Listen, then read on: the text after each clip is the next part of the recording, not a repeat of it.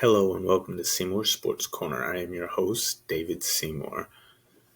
We got a full slate today. Uh, we'll start off with the World Series matchup. You got the Arizona Diamondbacks are going to be facing the Texas Rangers. Man, I was really hoping it was going to be the Phillies. Not that I'm a Phillies fan, but I'm a huge Bryce Harper fan, and I really wanted to see my guy get a chance at his ring. I know he had the chance last year and they lost it, but I really would have liked to see him get another shot at it. I'm sure he will before his career is over, but just being right on the brink like that really sucks for the guy. I think the Rangers either sweep them or win it in five. They're just a better all around team. They're better offensively. They've got way better pitching. As long as Max Scherzer is able to stay healthy, they ought to be all right. And he's not their only pitcher. He's just the biggest name. You know, they went out and got him at the trade deadline from the Mets as the Mets were doing their fire sale. Realized you can't be the Yankees and just go out and buy a team.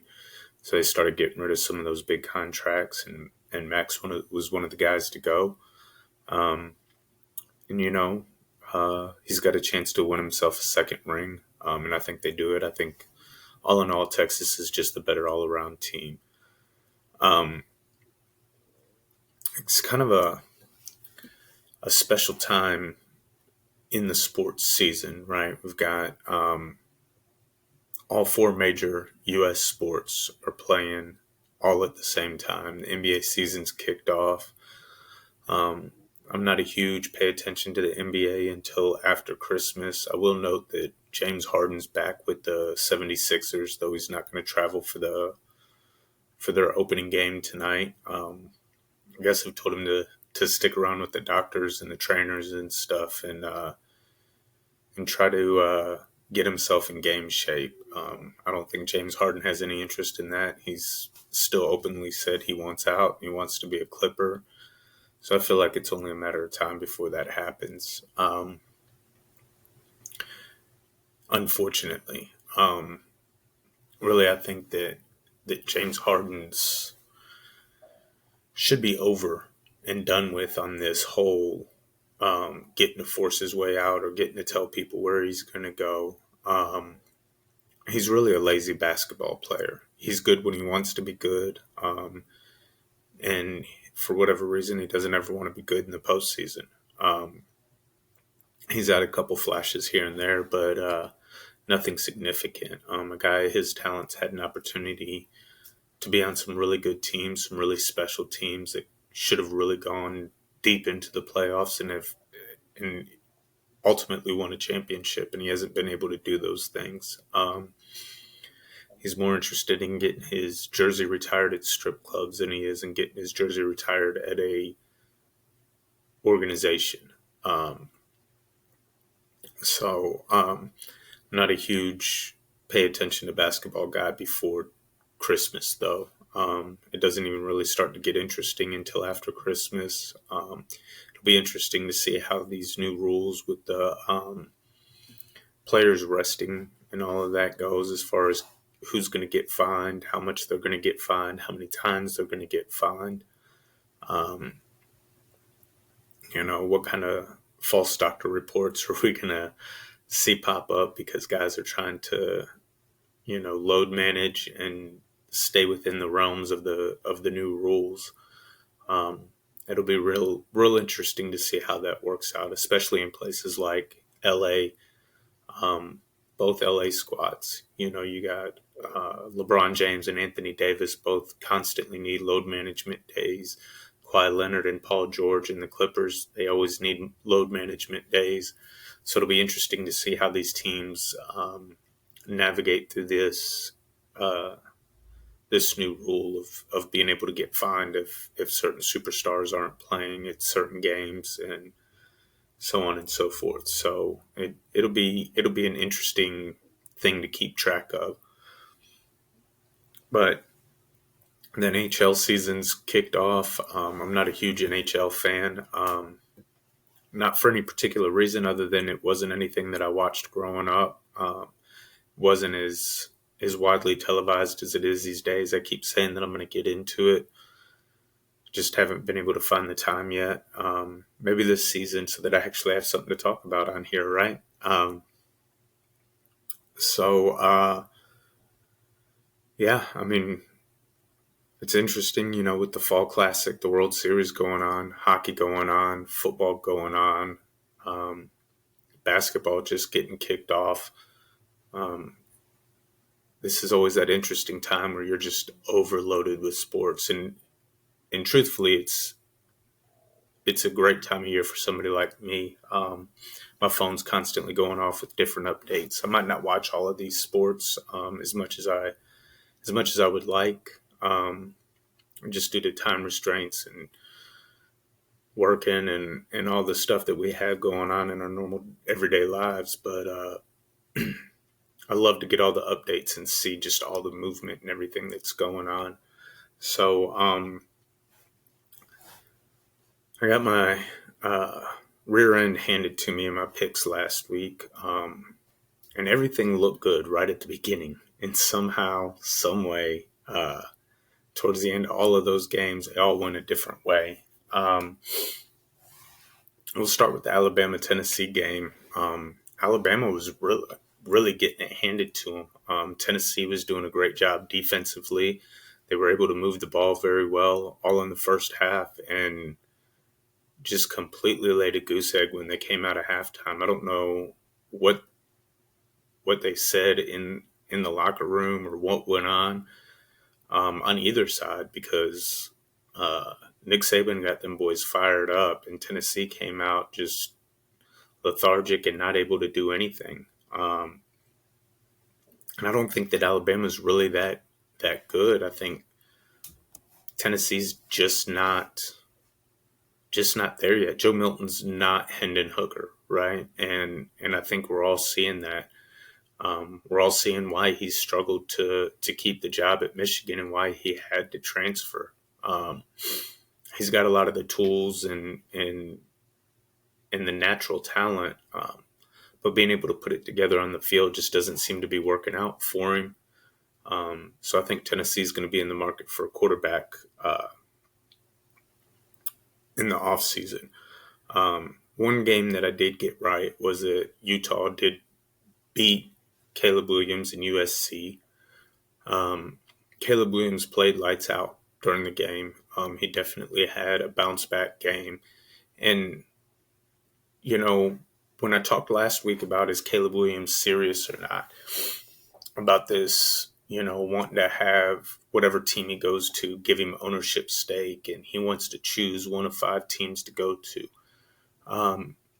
None of that was because I don't think the kid's talented. I do think that we've hyped him up way more than what he should be hyped up, and me included. I've done it myself quite a bit. But the thing that really stood out to me against the Notre Dame was just how bad he was against a really good defense. And then it made me really start to focus and look at how he's been against other good defenses, right? Defenses that are able to scheme and have somewhat of the talent to match him. And he always seems to struggle against those defenses. The other part of that is most of the time when kids decide to stay into college for another year or come back for their senior year, it's not for money, right? Remember Peyton Manning did it, trying to win a Heisman, trying to win a national championship game. And there's been a few players that have done that, or guys have come back because they wanted one more shot at trying to get themselves to the number 1 overall pick. Caleb Williams isn't going to win a national title. Not at USC and not with Lincoln Riley as his head coach. It is absolutely apparent that Lincoln Riley gives zero about defense. He might not even know who his defensive coordinator is. He might just be picking some random guy off the streets to call his defense because his goal is just to outscore everybody. And the problem is if you can't stop anybody, there's a good chance that they outscore you. It becomes a whoever has the ball last type of scenario, which we've seen USC be in quite often this season. And they managed to escape the onside kick against Colorado. And then Notre Dame just blew them out because they played such good defense, such suffocating defense that Caleb Williams couldn't even operate. And then again against Utah, you have Utah just happened to have the ball last, and your defense can't stop a nosebleed. So Caleb Williams is not winning a national championship with Lincoln Riley as his head coach. And to top that off, he's already won a Heisman. There's a good chance that even if he was the best player in college football, that the voters just wouldn't vote him because it's only ever happened one other time. And so, yeah, if you don't win the Heisman this year, you're not going to be able to match anybody that's won it back-to-back because now you've not won it back-to-back. So even if you come back for your senior year and manage to win it, yes, you've won two, but it's still not the same thing. And really, I think coming back for your senior year is dumb. You put yourself at risk of injuring yourself and never being able to play again. And while you might get NIL deal money that's equivalent to what you would get on a rookie contract in the NFL, is it worth not ever being able to play the game again, never having made it to the NFL, never being able to say, I made it, I was the number one overall pick? Because that's what's going to happen at the end of this draft. Whoever has the number one overall pick.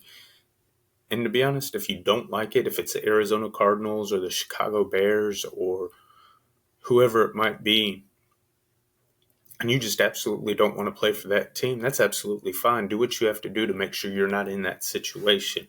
But let's not get super picky here and demand that only one of 5 teams gets me, and in that deal, I'm going to become a minority owner. I want an ownership stake in it. Let's be smart about it. Enter into the draft, get yourself out of USC and away from Lincoln Riley. Go play for a team that you can build and that's going to build around you. And if it's the Arizona Cardinals that has that pick, we know they're not going to build around you. They've showed time and time again that they don't know how to build a team. So, yeah, force your way out of that situation, but let's not demand anything.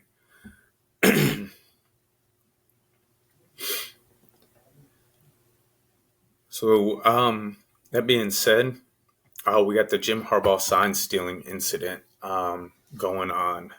Jim Harbaugh's making the statement that he had no idea anybody was stealing signs. The guy that was accused of stealing signs has already admitted that that's what he did, which he had no choice but to admit it. They had video evidence of people sitting in the seats where he bought tickets in his own name with his own credit card at Big Ten games over the last 3 years, videoing the other team's signs. So he didn't really have an option but to admit to it. But here we are again with another head coach in Jim Harbaugh at the NCAA level that's saying that he didn't know what was going on in his program. Look, I'm going to call BS on that. Sign stealing and all of that's age old. I remember when the New England Patriots got caught filming practices and stuff, right? And they got their big fine. And the Houston Astros got caught doing it a few years ago when they won the World Series. And the truth of the matter is it's an age-old practice, right? It's just a matter of being good enough to not get caught. Bill Belichick said it when he got caught doing it. This is what everybody does. And the truth of the matter is that's exactly what everybody does. And to say that your team doesn't or your coach wouldn't, or it's a load of crap that makes you sleep better at night. It's what makes the game go round. I don't I don't get upset about it. What I get upset about is that you were dumb enough to get caught. You were so blatant about it. Yes, everybody does it, but you're supposed to have some kind of gamesmanship to it. Um, there's always a game within the game. No matter what you're doing, there's always a game within the game, and sign stealing is part of that game within the game. And you just got to do a better job at not getting caught. And we'll see what ends up happening out of it. Could be really devastating for the Michigan program, depending on what kind of punishment the NCAA hands out. Whether they, restrict their bowl eligibility, which would really ruin Michigan right now, as they're sitting number 2 and well on their way to becoming going to their third straight college football playoff. So, and we all know that you start getting deemed bowl ineligible, everybody's transferring. Recruits are decommitting and committing somewhere else. It takes a long time to rebuild a program once you get deemed bowl ineligible. So it'll be interesting to see where that goes and what happens with all of that. In the NFL, we've got the trade deadline's fast approaching. I think it's next Tuesday at 4 p.m. So maybe next Wednesday's show will be interesting with all kinds of people moving around. I really find that hard to believe. Where the trade deadline in the NFL has been a little bit more fun the last couple of years. We've had a lot more pieces moving than previous. The NFL is usually the most boring trade deadline in all of the sports.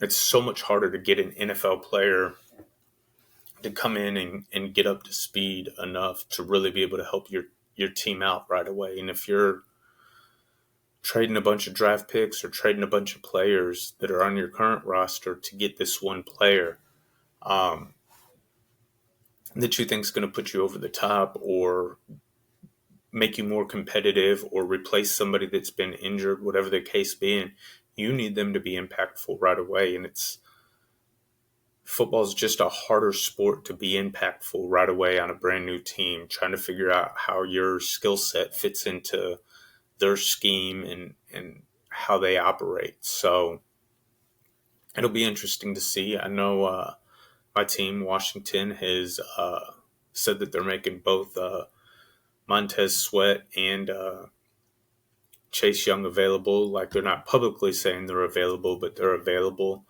And I'm okay with that, as long as you're getting some offensive line help back for them.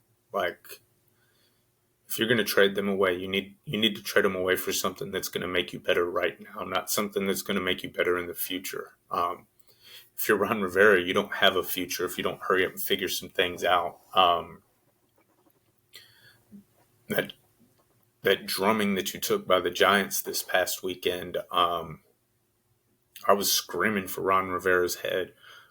He doesn't look like a man that's trying to coach for his job. Eric Bieniemy looks lost as the offensive coordinator. Let's be absolutely honest with it. You have an absolutely horrible offensive line, and then you've got a young quarterback that holds the ball too long as it is, and every play that you've got is a 15, 20-yard route that takes forever to develop with all these double moves and options, and it's just too much. Like, you've got to figure out how to call a game plan for the personnel that you have. And so it'll be interesting to see where Josh Harris and this ownership group goes after the season, or if they make in-season moves at the coaching staff. Really, I'd love to see him just completely clean house. New GM, new president of player personnel, head coach, coordinators, the whole thing. I'd love to see him get what's it? I think his name's, it's not Brad Johnson, Ben Johnson. Ben Johnson from the Detroit Lions, the offensive coordinator over there. That dude he's got it going on. His run game is creative. The passing game super creative. It's the long game, the short game, the screen passes. I mean, the formations, the motions. He is doing big things over there in Detroit. And yes, they got absolutely smashed. And Lamar played absolutely lights out. Um, yes, I know. The Lamar hater. When are they gonna regret paying him all that money? And man, against a really good Detroit team, and Detroit looked flat while they were playing, but no excuses. Against a really good Detroit team, Lamar showed out Sunday. I actually had that in the Washington game on a double screen for a little bit, and then it got to be 21 points and, past the joystick time. And I focused on trying to cheer on my Commanders, and it just kept watching the ticker at the bottom, and it kept getting worse and worse and worse. And yeah, Lamar balled out. Maybe he's finally found his groove in this offense. We'll see. I'm not the guy to make a mountain out of a molehill or a molehill out of a mountain. So I'm not going to one game, Lamar's going to be whatever. The sample size that I have of me saying that Lamar does not know how to throw the ball is quite big. The sample size of I have him just playing lights out with his arm is not that big. So we'll see if he's really found his groove. The Eagles look like they might have found their groove this week against the Dolphins. I think I'm going to back up off the Dolphins bandwagon a little bit, as they seem to only be able to beat up on teams that aren't any good. The Patriots got the win against the Bills this weekend, was kind of surprising. I know the Bills are really beat up on defense, but the Patriots just aren't a very good team. They don't really have a lot of talent. They don't really have a lot of scheme to them. They're very vanilla, and I really thought that the Bills would be able to jump on them early and really just coast through that game, and they really weren't. Now, division games are usually a little bit different, but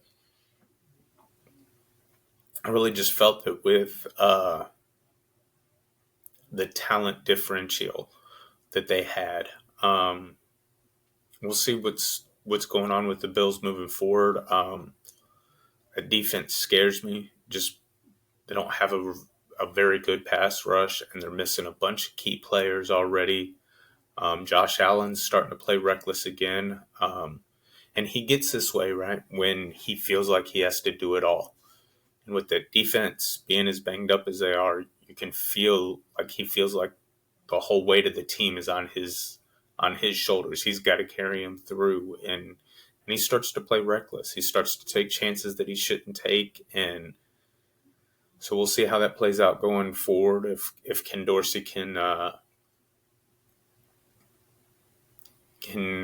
get him back on track, it seems like ever since Brian Daboll left, Josh Allen's just kind of had this reckless abandon to the way he plays, and so we'll see how that plays out.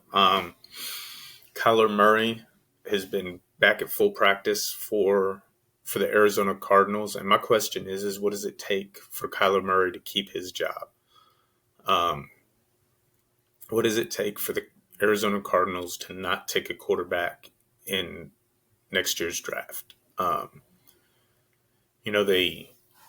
They put the detail in his contract that X amount of hours watching film and less time playing video games, and really that GM and that coaching staff have all been removed. You've got a new GM and a new coach who did not pick Kyler Murray. Remember, Arizona went out and hired Cliff Kingsbury for the specific reason from Texas Tech, for the specific reason of drafting Kyler Murray. Cliff Kingsbury had actually coached Kyler Murray at Texas Tech before Kyler transferred to Oklahoma. Never actually got a chance to coach him in a game, and said that he'd always wanted to really coach Kyler. And so they knew they were going to take him. They went to go get the coach that they thought would pair well with him, and they had relatively zero success. They had the one playoff game where they got absolutely blown out by the Rams. Um, and Kyler Murray's been very underwhelming as a NFL quarterback, and they just paid him all the money. Um, and that being said, if you're completely rebuilding your team, you can eat some dead cap money while these guys are on rookie salary deals and still be able to build a little bit. You don't get the full benefit of that rookie contract as you would if say you didn't have to pay Kyler Murray all this guaranteed money. But that being said, it seems like this day and age, man, that teams aren't scared to just go ahead and boot a guy out if he's not working out. Damned all the guaranteed money. If we got to start from scratch, we're going to start from scratch. We're not going to keep following this train wreck through. So it'll be interesting to see if Kyler Murray can keep his job or if Arizona decides to go with a quarterback in this upcoming draft. Be hard not to with all the quarterbacks coming out. One of the quarterbacks that's supposed to be coming out, Quinn Ewers, is injured. He's got an AC joint sprain. And everybody's wondering about what Texas is going to do. And I think Texas is going to be absolutely fine. They have probably the absolute deepest, best quarterback room in all of college football. And I know I probably sound a little biased as a Texas fan, but it's the truth. Malik Murphy's the real deal. A lot of people don't know about him. He's been a well-kept secret. And I don't know that we can keep him after this year. He's going to go somewhere and start. And if Arch Manning gets to start next year after Quinn Ewers leaves, Malik Murphy's probably gone. Steve Sarkisian said that both Arch Griffin and Malik Murphy are going to get first-team reps. So there's even a chance that Arch Griffin earns the starting job while Quinn Ewers is injured. And it may not. I don't know that it'll be this week. I think Malik Murphy's for sure starting this week. It's not a lot of time to get a true freshman ready to go. So, but if Arch is gonna continue to get reps and get a chance to play with the first team, there's a good shot. I mean, that shoulder injury could keep Ewers sidelined for 4 to 6 weeks. So at some point in time, Arch could definitely win that starting job. But I think that either way, Texas is going to be fine. All they got to do is get to the Big 12 championship game and win it, and they're a shoo-in for the playoff. And I think they do that. Brock Purdy's in concussion protocol. They said that he started feeling symptoms on the plane ride home on Monday night after that loss to Minnesota. Surprising loss to Minnesota. Brock Purdy didn't play bad. Couple of missed throws, turned the ball over a couple of times, but all in all, he played okay. I don't know that the Niners should be worried about Brock Purdy when he's healthy and playing. Depending on how long he's going to be out, because we know these concussions are all done by, third party, so to speak, guys. Independent neurologists do all the concussion stuff. The team doesn't get to choose when the player comes back. The player doesn't get to choose when the player comes back. He's got a clear concussion protocol from an independent neurologist. And so with that being said, should the Niners have some worry if Brock Purdy's going to miss some time with Sam Darnold being their backup? I see ghosts Sam Darnold. I hear a lot of guys talking about that this is the perfect system for Sam Darnold, and Sam Darnold has a chance to resurrect his career here in San Francisco if he's given the opportunity. And I don't know if that's the case or not. everything I've seen from Sam Darnold is that he's not an NFL quarterback. He came out too early. Should have stayed in college for another year, maybe two. Gotten some more playing time under his belt. I know these kids like to ride the wave into the NFL, right? And really, that's what you're supposed to do. Um, the problem with that is you end up with a bad franchise. New York Jets, case in point, horrible franchise. They've ruined a couple of quarterbacks. They got one back there right now that they're ruining. Um, so we'll see. What I do know is that Kyle Shanahan's offense is probably the most quarterback friendly offense of every offense that's out there. It seems like whoever they plug in there plays well. Even Trey Lance before he got hurt, it's not like he was playing badly. Um, you just had a guy in Brock Purdy that took you to an NFC Championship game. It's hard to make him go sit back down on the bench for a guy that you've hardly ever seen play. So Trey Lance maybe wasn't up to speed on the playbook the way that they wanted him to be, and that helped facilitate his trade as well as the fact that Brock Purdy played so well. But I do know that whether it was RG3, Kirk Cousins, Johnny Manziel struggled in it, but Johnny Manziel didn't play any or watch any film or probably study a single play in the playbook. So we get to X out his time in Cleveland. You had Matt Ryan won his MVP with Kyle Shanahan as the offensive coordinator over there. Kyle Shanahan's offense is very quarterback friendly, and it sets you up to succeed. So I think Sam Darnold and the 49ers will be fine. They just got to settle down. They had the bad game in Cleveland. You really should have won that game had it not been for the missed field goal. And those kind of games have the tendency to carry over for a week or two. So as surprising as them losing to Minnesota was, because I just don't think Minnesota's a very good team, it's not surprising in the same fact as that, you get a hangover from certain losses sometimes. And I think that's one of those losses where you did everything that you could and you played badly and you were still in a position to win and you just barely miss it, wide to the left or wide to the right, whatever it was. Those kind of things tend to hang over. Sometimes losses hang over a franchise. The Buffalo Bills went to 4 straight Super Bowls and lost all 4 of them in different fashions. And that's kind of hung over that franchise for eons now, over 30 years.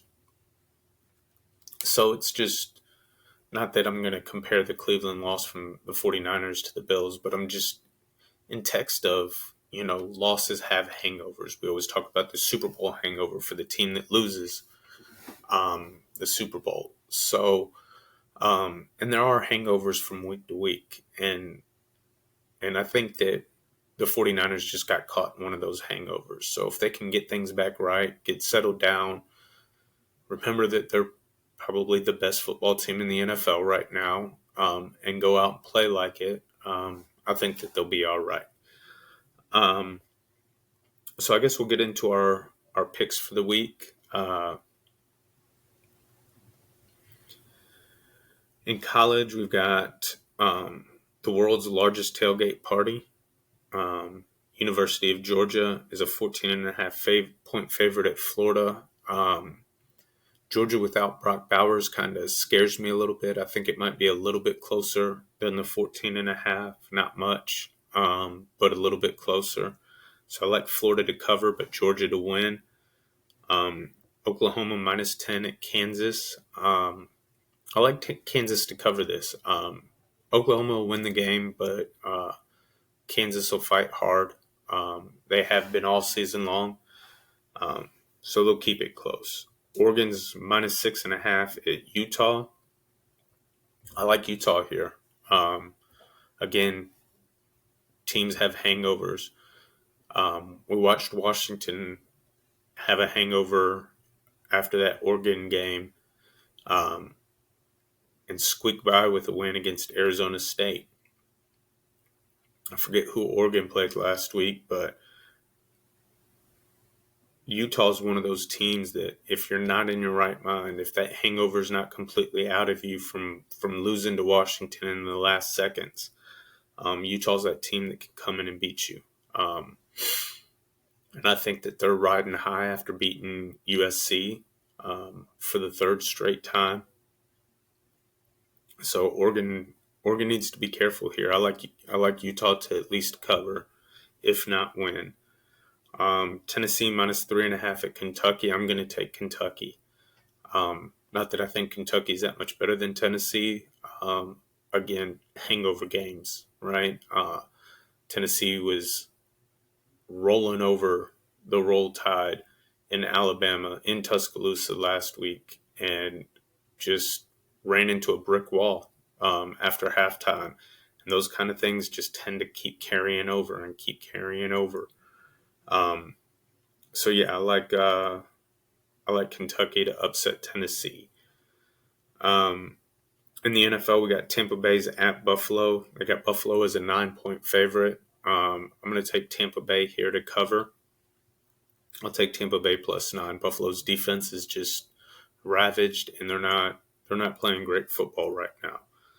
Philadelphia is a 6.5-point favorite at Washington. I don't even know where to go with this game. Our offensive line's been playing like crap. We went and played Philly really, really close. We got blown out by Buffalo, played Philly really, really close. Got blown out by Chicago.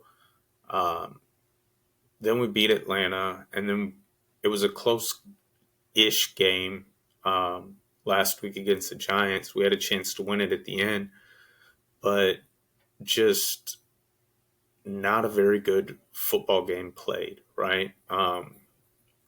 It wasn't. Everything was poorly executed. The defense was poorly executed. Special teams was poorly executed. The offense was poorly executed. So I just don't know which Washington team I'm going to get. I'm going to stay all the way away from that game. Jacksonville minus 2.5 at Pittsburgh. Jacksonville gutted out a win last Thursday. Trevor Lawrence is a little banged up. Pittsburgh plays great defense, but Jacksonville's defense is playing really, really well right now. I'm going to take Jacksonville minus the 2.5. I think they win by a field goal. It'll be a close game, though. Got New England's at Miami. Miami's a 9.5-point favorite. This game was pretty close when they played a couple of weeks ago up in New England. I like it to be close again this time too. So give me New England plus the 9.5. Atlanta's minus 3 at Tennessee. Will Levis is looking to get the start for Tennessee, be a rookie quarterback. Starting for Tennessee, and Tennessee's in full-on rebuild mode. They sent Ken Byard over to Philadelphia in exchange for another safety and a couple of late-round picks. And it looks like they're shopping DeAndre Hopkins and Derrick Henry as well. So they're in full rebuild mode. I'll take Atlanta minus 3 with the rookie quarterback starting. But I will be interested to see how Will Levis plays after sliding from what everybody thought was the number 4 pick all the way into the second round. So it'll definitely be interesting to see how he plays. Jets minus 3 at the Giants. I like the Jets there just because of their defense. You got the Rams at Dallas. Dallas is a 6.5-point favorite. Give me the Rams to cover. I think Dallas probably wins the game. But we'll be rooting for the Rams in this household. Kansas City minus 7 at Denver. I like Kansas City there. We've got Houston minus 3 at Carolina. The battle of the rookie quarterbacks, 1 versus 2. And I like Houston there. CJ Stroud looks like the truth. He's playing way better than Bryce Young is. And yeah, give me Houston -3 there. You got Minnesota -1 at Green Bay. This is a pick 'em. And because it's at Green Bay, I'll take Green Bay. Um, I don't think either team's very special. You've got Cleveland at Seattle's -3.5. I'll take Seattle -3.5 at home. PJ Walker's going to start again for Cleveland.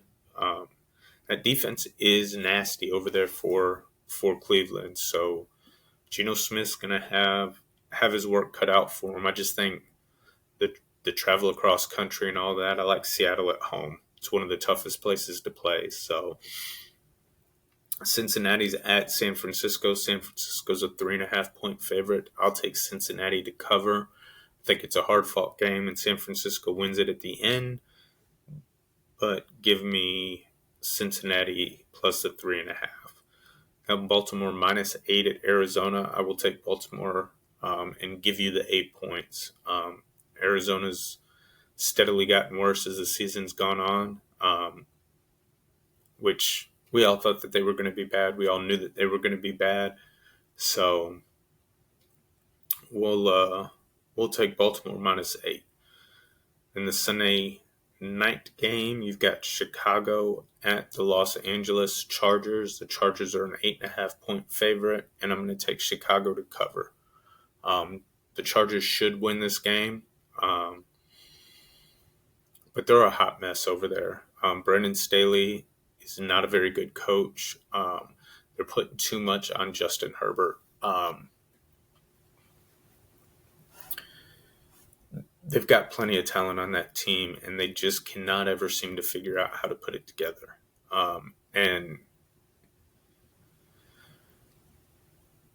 Justin Herbert's starting to look human, right? He's looked like a superhero his entire career since he got drafted. He's been on point in every game, and he's just not been the last couple of games. He's missed a few throws, thrown a couple of very costly late game interceptions, and I think it's just getting to him. The pressure of having to be perfect every game is getting to him, because that's what he's had to be. He's had to be absolutely perfect on every throw, every time he steps on the field. And so that eventually gets to you, right? You can't maintain that. And nobody should be required to. So the Chargers need to figure out some way, somehow, to help Justin Herbert out. So I like Chicago to cover, though I think the Chargers will win it. And then Monday night, we have Las Vegas is at Detroit -8. Detroit's looking for one of those get-right games. And Las Vegas is coming to town, whether it's Jimmy G, which it's doubtful because of his back. So it looks like it'll be Brian Hoyer or the rookie out of Michigan State, Aiden O'Connell. My guess is it'll be Brian Hoyer, but, I mean, it's a flip of the coin. Brian Hoyer's been a bad quarterback. I mean, he's a great backup. He's great at holding a clipboard. The moment you need him in a game, though, it's a different story.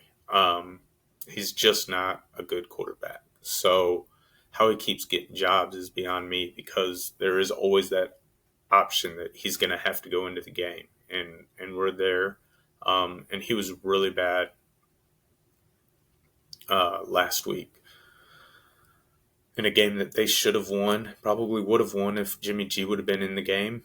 But so that being said, I just don't see Las Vegas beating Detroit in Detroit, and Detroit needs to get right, and this is the perfect team to get right against. So appreciate you guys tuning in.